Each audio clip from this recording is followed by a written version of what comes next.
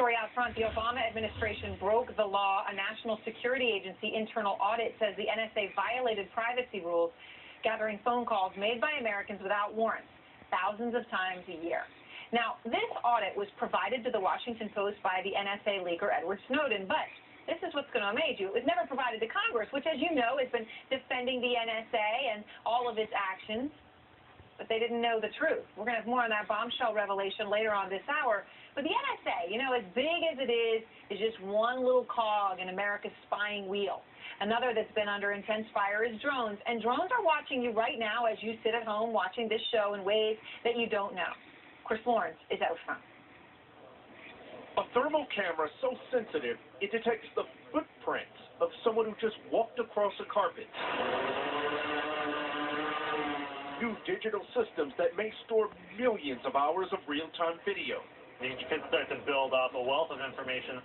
But as Americans worry about the federal government's secret surveillance program, there's a wave of local capability just on the horizon, from cameras to drones.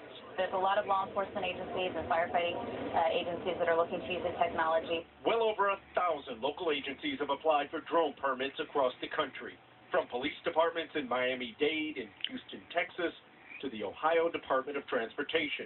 We're looking at a future where, police departments could deploy dozens or even hundreds of these flying robotic video cameras over an entire neighborhood or city. Gigapixel cameras can already do constant surveillance on 25 square mile areas. Those could soon be married to drones so inexpensive, even small towns could afford them. How's this any different from a police car following behind me or an officer standing outside my house? There's a police officer who can see you, you can see them, right? What you don't know is if there's a camera up in the clouds following you everywhere you go.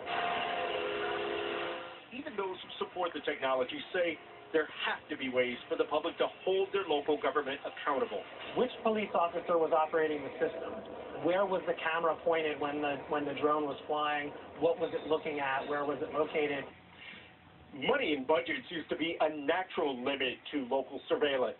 Towns could only afford so many cops and helicopters. But that may not matter as much with this new technology.